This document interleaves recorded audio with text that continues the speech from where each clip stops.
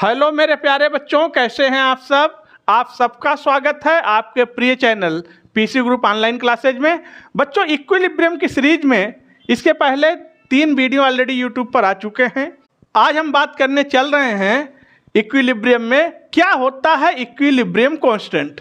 तो बहुत important session होने चल रहा है। आप लोग वीडियो को लाइक कर दीजिएगा, चैनल को सब्सक्राइब कर लीजिएगा, बेल आइकन जरूर प्रेस करिएगा ताकि जैसे ही वीडियो अपलोड हो आपको तुरंत लेटेस्ट नोटिफिकेशन मिल सके। तो आइए समझते हैं क्या होता है इक्विलिब्रियम कांस्टेंट। कहते हैं इक्विलिब्रियम कांस्टेंट, जिसे आप के बोलते हैं, ये हर रिएक्शन के लिए बिल्कुल स्पेसिफिक होता है।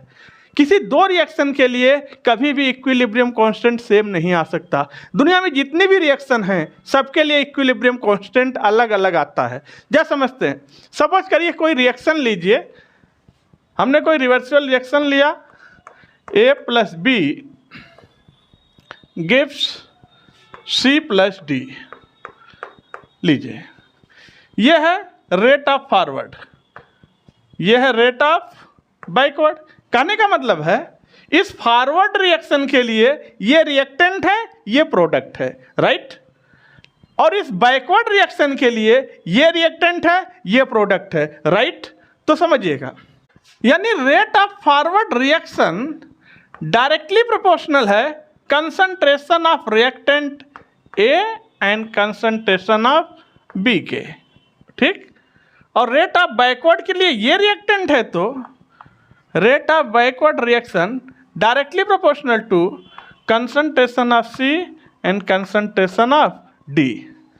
जैसा मैथमेटिक्स में जानते हैं हम लोग, किसी प्रोपोर्शनलिटी को हटाना है तो कोई कांस्टेंट लाना होता है।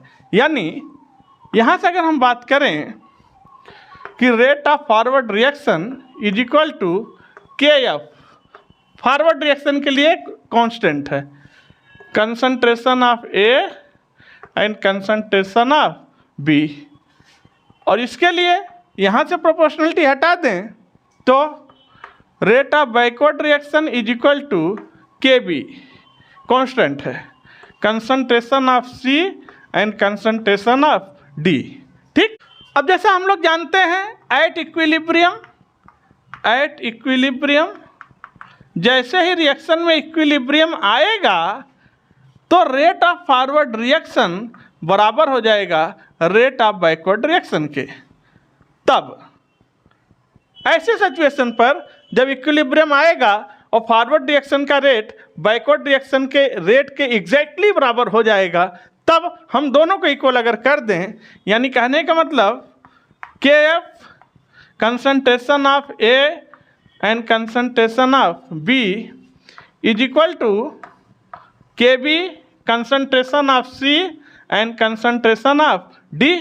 तो यहाँ से अगर हम कांस्टेंट को एक तरफ कर लें, यानी के F upon K B is equal to concentration of C and concentration of D upon concentration of A and concentration of B.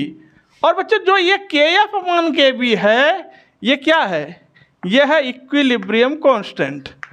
लीजिए, तो जो ये रिजल्ट आया हुआ है, ये रिजल्ट जो आया है आपके सामने, यहाँ से हम इसे ऐसे भी बोल सकते थे कि equilibrium constant is equal to K F upon K B is equal to concentration of product upon concentration of reactant.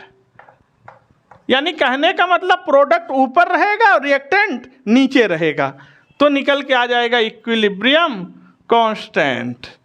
देखिएगा आगे।